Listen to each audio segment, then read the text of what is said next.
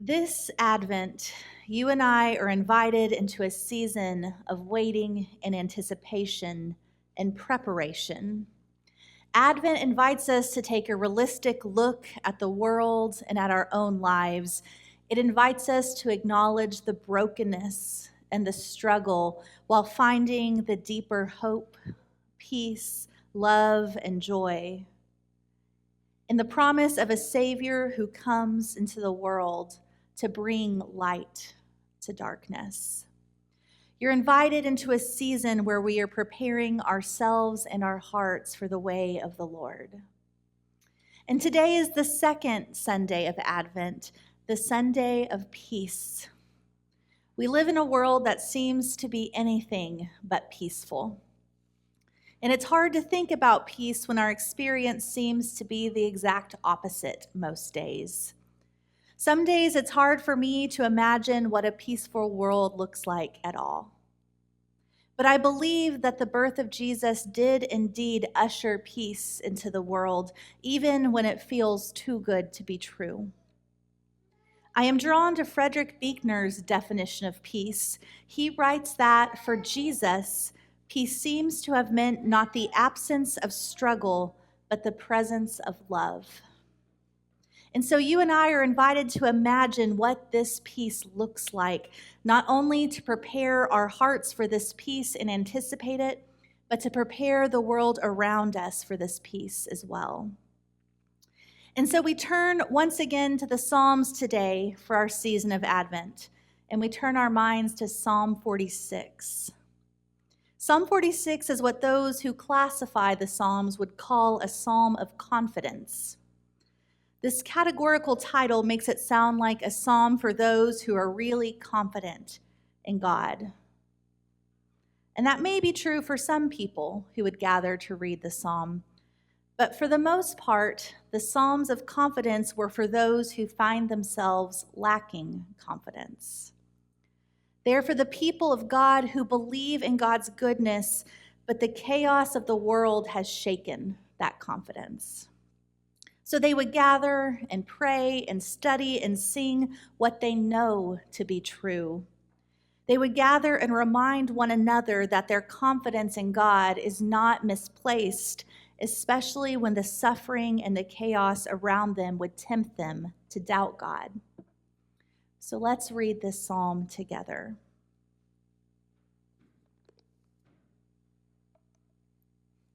Psalm 46. God is our refuge and strength, a very present help in trouble.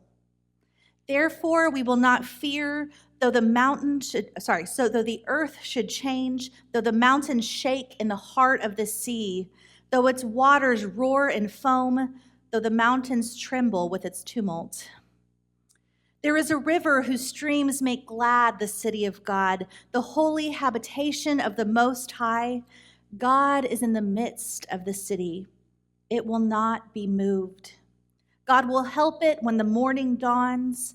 The nations are in uproar, the kingdoms totter. He utters his voice, and the earth melts. The Lord of hosts is with us. The God of Jacob is our refuge. Come, behold the works of the Lord. See what desolations he has brought on the earth. He makes war cease at the end of the earth. He breaks the bow and shatters the spear. He burns the shields with fire. Be still and know that I am God. I am exalted among the nations. I am exalted in the earth. The Lord of hosts is with us. The God of Jacob is our refuge. The word of the Lord. These words would be shared in a community. God is always present, and they are reminding one another of this. God is more present than your family or your closest friend or your pastor or even your EpiPen or insulin. God is near, and God is with us in the chaos. And boy, is there chaos. Imagine a chaos so great that the mountains move into the ocean.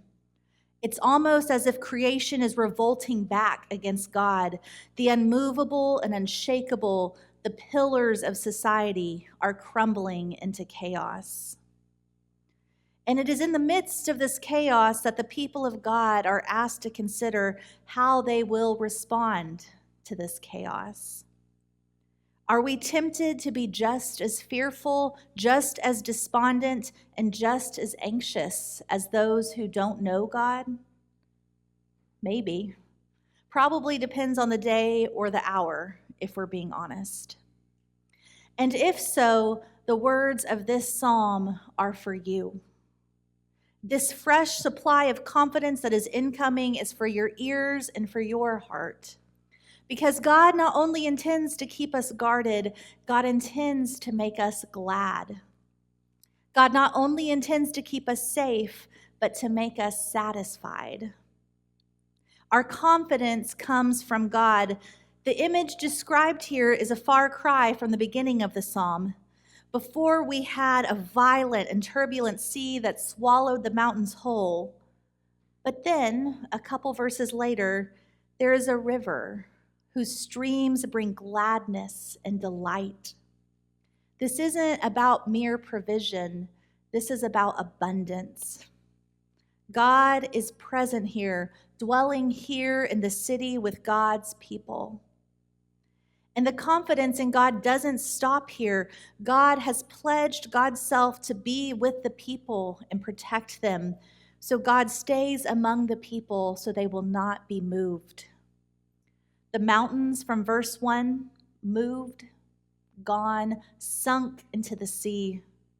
Even the kingdoms in verse 6, they have tottered, they fall, they're moved. But this place and these people of God, unmovable. What an encouraging truth. And Israel experienced it. In Israel's history, though they were such a tiny, seemingly insignificant nation and people, they outlasted the rise and fall of many kingdoms. Nations rage and kingdoms totter, yet God is in the midst of God's people, and they will not move. God is the God of all heavenly power, the God of Jacob who surrounds us. And I love that the psalmist uses the phrase, the God of Jacob, here.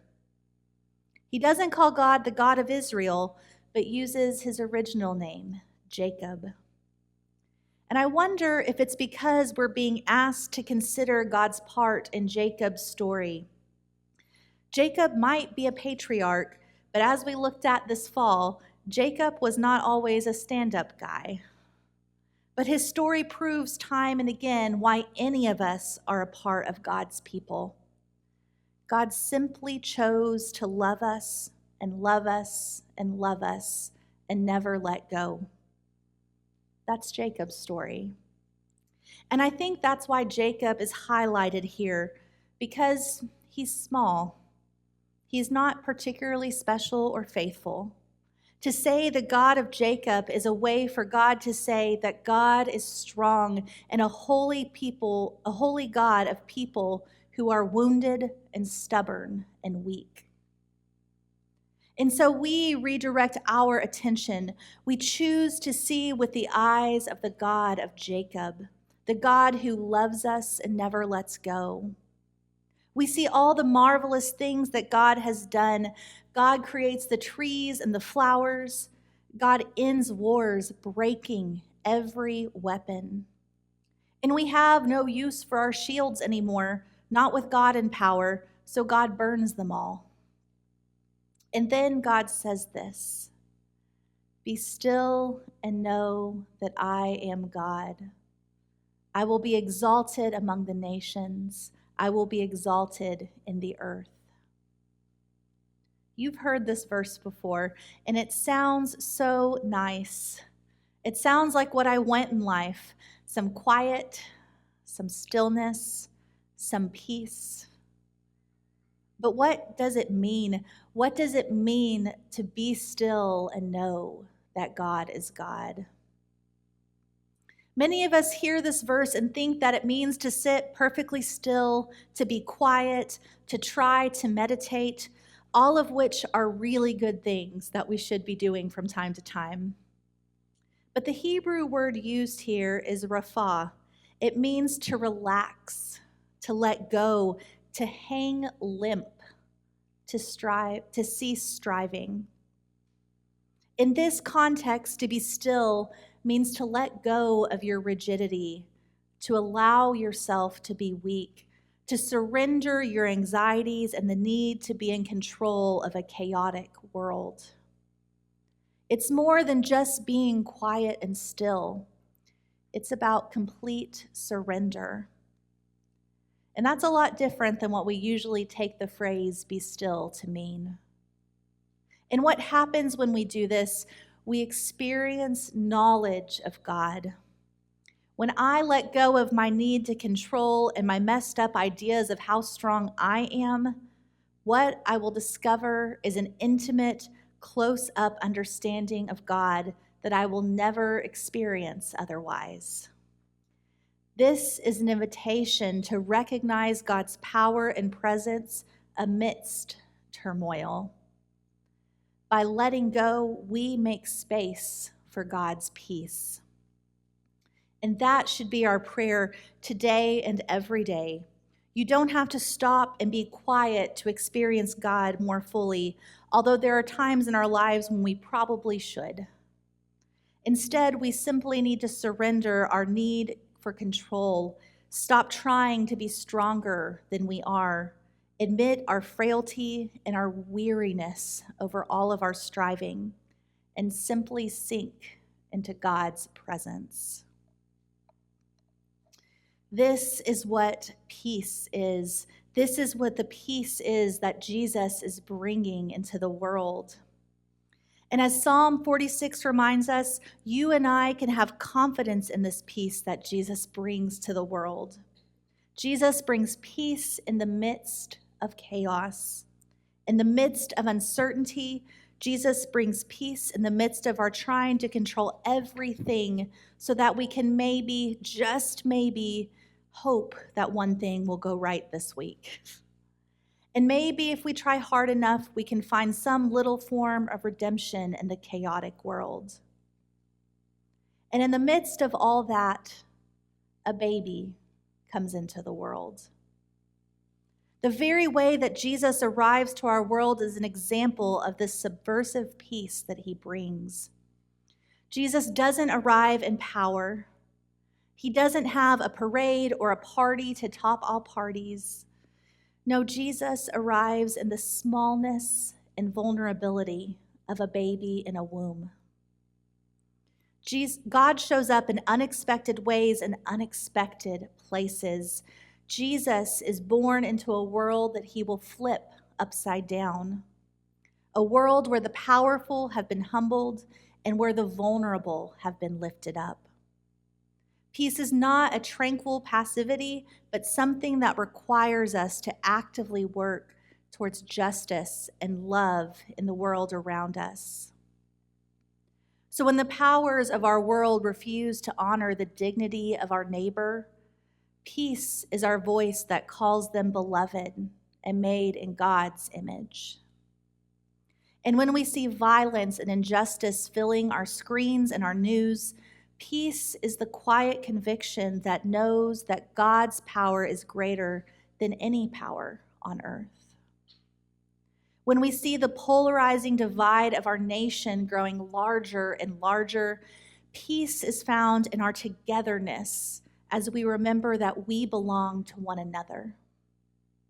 And when we don't know what to do or how to keep going or how to calm this anxiety within us, peace is the choice to stop carrying all of the things we pretend that we're strong enough to carry and to allow God to carry us in our weakness. This peace is the presence of love in the midst of struggle. This peace is the confidence in God amid the chaos.